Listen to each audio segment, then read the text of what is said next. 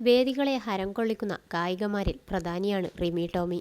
പാട്ടിനൊപ്പം കിടിലൻ ഡാൻസും ചെയ്ത് കൊണ്ടാണ് റിമി പ്രേക്ഷകർക്ക് മുന്നിൽ എത്താറുള്ളത്.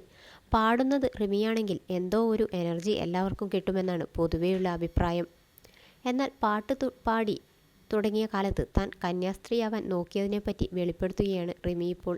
ഫ്ലവേഴ്സ് 1 കോടി എന്ന പരിപാടിയിൽ പങ്കെടുത്ത് സംസാരിക്കുമ്പോഴാണ് തന്നെക്കുറിച്ചുള്ള ചില രസകരമായ കഥകൾ റിമി പറഞ്ഞത്. കന്യാസ്ത്രീയാവാൻ ആഗ്രഹിച്ചിരുന്നതിനെപ്പറ്റി പറയുകയാണ് റിമി. ആദ്യമായി മഠം പൊളിച്ച കന്യാസ്ത്രീ എന്ന പട്ടം എനിക്ക് കിട്ടേണ്ടതായിരുന്നു. പക്ഷേ അതുണ്ടായില്ല.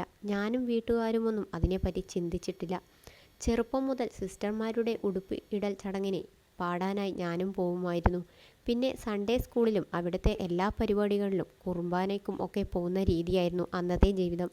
പള്ളി വീട് എന്ന രീതിയിൽ ജീവിച്ച പാവം പെൺകുട്ടിയായിരുന്നു ഞാൻ. പഠിച്ചത് സെൻറ് മേരീസ് ഗേൾസ് സ്കൂളിലാണ്. ഒരു സിസ്റ്റർ കന്യാസ്ത്രീ ആവുന്നതിനെപ്പറ്റി കുറേ പറഞ്ഞത് മനസ്സിൽ കിടപ്പുണ്ടായിരുന്നു. അങ്ങനെ ഒരു ദിവസം വീട്ടിൽ പറഞ്ഞതേ ഓർമ്മയുള്ളൂ. പിന്നെ ആ സിസ്റ്ററിനും മനസ്സിലായി എനിക്ക് അങ്ങനെ വലിയ ആഗ്രഹം ഒന്നും ഉണ്ടായിട്ടില്ല.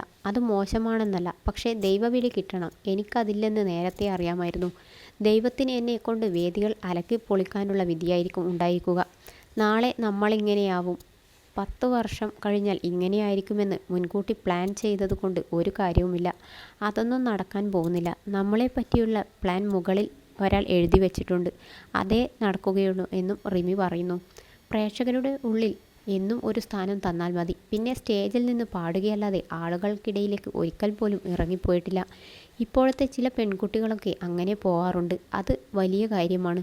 ഇപ്പോഴാണ് പാട്ടും ഡാൻസുമൊക്കെ എല്ലാവരും അംഗീകരിച്ചത്. കുറച്ചുകൂടി വർഷം മുന്നോട്ട് പോയാൽ ഡാൻസ് കളിക്കുന്നതൊരു കുറ്റവും എന്തോ വലിയ അപരാധം ചെയ്തത് പോലെയുമായിരുന്നു. 15 വർഷം മുൻപത്തെ കാര്യം ഇങ്ങനെയായിരുന്നില്ല. അന്നൊക്കെ പരിപാടിക്ക് ചെല്ലുമ്പോൾ പോലീസുകാർ പറയും ഇന്ന് സ്റ്റേജിന് താഴെ ഇറങ്ങി പാടരുതെന്ന്. അവിടെ നിന്നിട്ടുള്ള പരിപാടികളെ എനിക്കുള്ളൂവെന്ന് റിമി പറയുന്നു. എന്നാൽ റിമി ടോമിയുടെ ഗാനമേള എവിടെയുണ്ടോ അവിടെ സ്പെഷ്യൽ ഡ്യൂട്ടിക്ക് ക്യാമ്പിൽ നിന്ന് പോലീസുകാർ വരുന്നതിനെപ്പറ്റിയും അവതാരകൻ ചോദിച്ചു. അങ്ങനെയൊരു പേരുദോഷം തനിക്കുണ്ടെന്നും റിമി പറഞ്ഞു.